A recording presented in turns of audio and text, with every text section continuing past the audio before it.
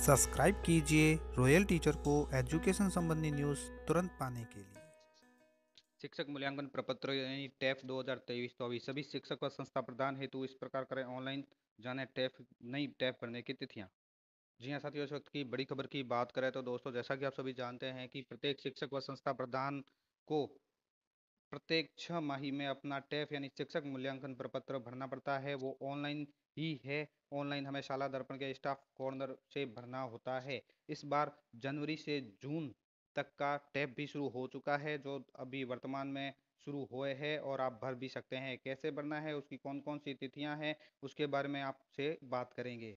यह है वो राजस्थान स्कूल शिक्षा परिषद का आदेश, जो शिक्षक मूल्यांकन प्रपत्र यानी जनवरी से जून 2023 का जो भरना है हमें ऑनलाइन अपलोड करने के संबंध में ये आदेश है। उस आदेश में जो विभिन्न तिथियां हैं उसके बारे में हम जानकारी करेंगे। सबसे पहले बात करें प्रारंभिक शिक्षा के समस्त लेवल 1 और लेवल 2 के शिक्षक और संस्था प्रधान है, वो 23 अगस्त से 31 अगस्त तक अपना फॉर्म भरेंगे यानी ये टेफ भरेंगे। उसके बाद माध्यमिक शिक्षा के अध्यापक जो लेवल 1 और लेवल 2 और समस्त वरिष्ठ अध्यापक है, वो 1 सितंबर से 11 सितंबर के मध्य अपना टेफ भरेंगे। इसी प्रकार माध्यमिक शिक्षा के व्याख्याता संस्था प्रधान मॉडल विद्यालय के शिक्षक और संस्था प्रधान है, वो 12 सितंबर से 20 सितंबर तक अपना टेफ भरेंगे। ये समस्त तिथियां जानने के बाद अब हम चलते हैं टेफ भरने की और यानी टेफ हमें किस प्रकार भरना है। इसके लिए दोस्तों आपको जाना होगा किसी भी ब्राउजर में, वहां जाकर टाइप कर दीजिए राजरमसा या टाइप कीजिए शाला दर्पण। तो शाला दर्पण का होम पेज आपके सामने आ जाता है। यहाँ आपको किसी भी तरह का लॉगिन नहीं करना है। आपको नीचे की ओर जाना है, जहाँ आपको स्टाफ विंडो नजर आएगा।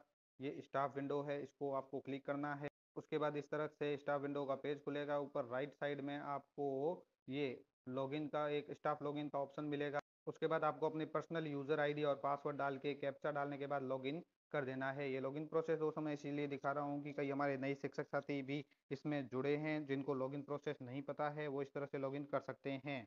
सक्सेसफुल लॉगिन होने के बाद शाला दर्पण का इंटीग्रेटेड पोर्टल हमारे सामने आ जाता है, जहां आपको ऊपर की ओर लेफ्ट साइड में 3 लाइनें नजर आएगी। इसके ऊपर आप एक बार क्लिक कर दीजिए। क्लिक करने पर दोस्तों आपके सामने विभिन्न ऑप्शन नजर आते हैं। इस ऑप्शन में आपको एक ऑप्शन मिलेगा अप्लाई का। इस अप्लाई बटन के ऊपर आपको क्लिक कर दीजिए। जब आप अप्लाई बटन के ऊपर क्लिक कर देते हैं तो आपको सब ऑप्शन और मिलेंगे, जहां आपको टेफ 2023 पार्ट 1 के रूप में भी एक ऑप्शन दिखाई देगा। तो टेफ 2023 पार्ट 1 के ऊपर आपको क्लिक करना है। तो आपको सबसे पहले आपकी समय की पर्सनल जानकारी यहाँ पे शो कर दी जाएगी। शिक्षक मूल्यांकन प्रपत्र 1 जनवरी 2023 से 30 जून 2023 तक हमें भरना है। तो ये भाग प्रथम है, जिसमें आपको जो आपका नाम है, चाहे आप शिक्षक है या संस्था प्रधान है, आपका नाम, आपकी एम्प्लॉय आईडी, विद्यालय का नाम, विद्यालय का यूडाइस कोड, विद्या कार्मिक की एनआईसी आईडी, ये सभी यहाँ पे आपको शो करेंगे। तो आप नीचे की ओर जाइए तो नीचे की ओर आपको 3 ऑप्शन भी नजर आ जाते हैं, जैसे भाग 1, 2 और 3। ये टेस्ट 6 माही का है, ये आप सभी जानते हैं। हमें 1 जनवरी से 30 जून 2023 तक का भरना है। तो भाग 1 के रूप में इनको आप अच्छी तरह से जांच लीजिए। अगर इसमें किसी भी प्रकार का कोई विरोधाभास है, कोई आपकी डिफरेंस है, तो आप प्रपत्र 10 को सही कर लीजिए। ये भाग प्रथम आपका यहाँ से शुरू हो जाता है। यहाँ वर्तमान वर्ष में आपकी पढ़ाई जाने वाली कक्षाएं और विषय यहाँ पे शो होंगे। अगर नहीं हो रहे हैं तो विद्यालय लॉगिन से आप 2023-24 के जो विषय है वो मैपिंग कर लेवें, तो ही आपके यहाँ पे कक्षाएं और विषय शो होंगे। उसके बाद अगर आपने विगत 6 माह में शिक्षक की औसत भौतिक उपस्थिति यहाँ आपको दर्ज करनी है। अन्य विभाग में प्रतिनियुक्ति पर रहे हैं या नहीं रहे हैं, यहाँ पे आपको स्पष्टीकरण देना है, यानी हाँ या ना सेलेक्ट करना है। उपस्थिति कितनी रही है वो यहाँ पे दर्शानी है। उसके बाद आपको 1 से 5 तक समय रेटिंग देनी है। तो यहाँ जो 1 से 5 तक रेटिंग देनी है उसको आप ध्यान से देख लीजिए कि संस्था प्रधान यदि समय शिक्षक के रूप में प्रपत्र भर रहा है तो कॉलम 4 को पीओ और सीबीओ द्वारा भरा जाना है। इस बात का ख्याल रखें। औसत 1 नंबर है, औसत से कम 2 नंबर, औसत 3 नंबर अच्छा, 4 नंबर बहुत अच्छा और 5 नंबर है उत्कृष्ट। अगर आप यहाँ पे शिक्षक और संस्था प्रधान द्वारा मूल्यांकन के कॉलम में 4 नंबर दर्ज करते हैं तो इसका अर्थ है आप बहुत अच्छा, 5 दर्ज करते हैं तो उत्कृष्ट है। ये जो सूचकांक आपको नजर आ रहे हैं, आपको ये ध्यान पूर्वक पढ़ लेने हैं। उसके बाद यहाँ आपको इसकी रेटिंग देनी है। पहला है मूल्य और नैतिकता, उसके बाद आता है पेशेवर और ज्ञान समझ। तो इसके बारे में भी आपको ये जो सब्जेक्ट है वो पढ़ के यहाँ रेटिंग इसमें देनी है। पेशेवर ज्ञान के बाद आ जाता है व्यवहारिक अभ्यास और योग्यता। ये सभी बिंदु आपको अच्छी तरह से पढ़ के उसके बाद आपको रेटिंग यहाँ पे देनी है। अगला पॉइंट आता है व्यवसायिक विकास और वृद्धि। इसके बाद आ जाती है ग्रेडिंग, तो ग्रेडिंग आप यहाँ से दे दीजिए, ऑटोमेटिक यहाँ पे टोटल हो जाएगी आपकी योग जो लिखा हुआ है।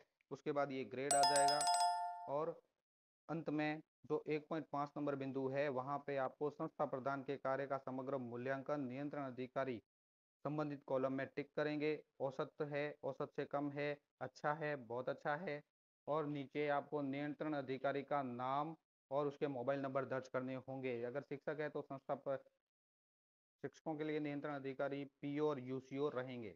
नियंत्रण अधिकारी के मोबाइल नंबर और नाम दर्ज करने के बाद हमारा भाग प्रथम कंप्लीट हो जाता है। उसके बाद हम जाएंगे भाग दो की तरफ। भाग दो के ऊपर क्लिक करेंगे तो भाग दो यहाँ हमारा खुल जाता है।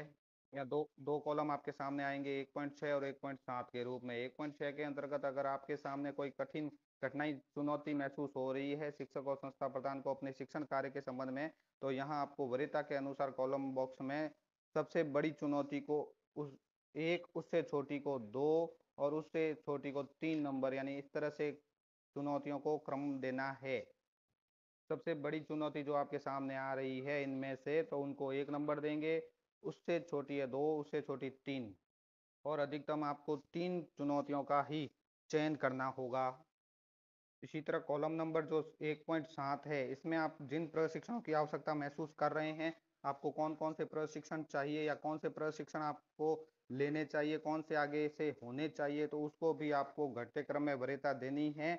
और सबसे अधिक आवश्यकता वाले प्रशिक्षण को 1 नंबर, उससे कम आवश्यकता वाले को 2, उससे कम आवश्यकता वाले को 3 नंबर देना है। उसके बाद शिक्षक या संस्था प्रधान है जो भी है, उनको अपने समय के कार्य के बारे में जो प्राप्त पुरस्कार है, योगदान है, उन्होंने जो किया है उसके संबंधित कॉलम में टिक करना है। 2 नंबर भाग कंप्लीट होने के बाद अब हम चलेंगे भाग 3 के ऊपर। भाग 3 के ऊपर जाएंगे तो हमें प्रशिक्षण यहाँ पे दर्ज करना होगा, जो हमें 1 जनवरी 2023 से 30 जून 2023 तक जिन प्रशिक्षण में हमने भाग लिया है वो आपको यहाँ पे दर्ज करना होगा। तो यहाँ पे 1, 2, 3, 4 ऐसे क्रम से लिखे गए हैं। वो यहाँ कोड भरने हैं। जैसे कॉलम संख्या 5 में 5 के लिए शिक्षक है तो 1 नंबर, प्रधानाध्यापक है तो 2 नंबर, प्रशिक्षक है तो 3 नंबर, सामग्री निर्माण करता है तो 4 नंबर। यानी ये जो 5 नंबर कॉलम है इसमें प्रशिक्षण की जो भूमिका है उसके लिए मैं बता रहा हूँ। अगर आप शिक्षक है तो 1 नंबर चयन करेंगे, ये कोड दिए गए हैं यहाँ पे। प्रधानाध्यापक है तो 2, प्रशिक्षक है तो 3, सामग्री निर्माण करता है तो 4। और इसी तरह कॉलम नंबर जो 7 है, कि आप देख रहे हैं कॉलम नंबर 7, यानी आपका जो प्रशिक्षण आप यहाँ पे दर्ज कर रहे हैं वो किसके द्वारा आयोजन करवाया गया। अगर डाइट द्वारा करवाया गया है तो आप 1 नंबर दर्ज करेंगे, समग्र शिक्षा द्वारा करवाया गया है तो 2 नंबर दर्ज करेंगे, RSCIT द्वारा करवाया गया है तो 3 नंबर दर्ज कराएंगे, और इसी प्रकार गैर सरकारी संगठन द्वारा करवाया गया है तो 4 नंबर दर्ज करेंगे। जब ये नंबर दर्ज करेंगे तो ऑटोमेटिक ही यहाँ पे आपका नाम शो कर देगा। अगला जो चरण है वो ये है कि आपने कंप्यूटर प्रशिक्षण प्राप्त किया है या नहीं किया है, हाँ या ना में आपको जवाब देना है। उसके बाद पाठ्य पुस्तक प्रशिक्षण और विभागीय प्रशासन की कार्यशैली के संबंध में आपको रेटिंग देनी है 1 से 5 तक। जैसे पाठ्य पुस्तक है, पाठ्यक्रम है, प्रशिक्षण कार्यक्रम है, MDM राशन व्यवस्था है, ये सब कैसे हैं, आपको औसत से कम लगते हैं, औसत लगते हैं, अच्छे लगते हैं, बहुत अच्छे या उत्कृष्ट, जो भी है वो आपको रेटिंग देके यहाँ से नीचे से सेव कर लेना है। तो आपका टैप है यानी शिक्षक मूल्यांकन प्रपत्र है वो कंप्लीट हो जाता है। उम्मीद है दोस्तों ये वीडियो आपको पसंद आई होगी।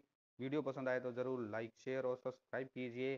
पास में आने वाले घंटी के बटन को ज़रूर दबाएं। पास में आने वाले शिक्षक साथी को भी हमारे साथ ज़रूर जोड़ें। वीडियो को शेयर कीजिए। धन्यवाद।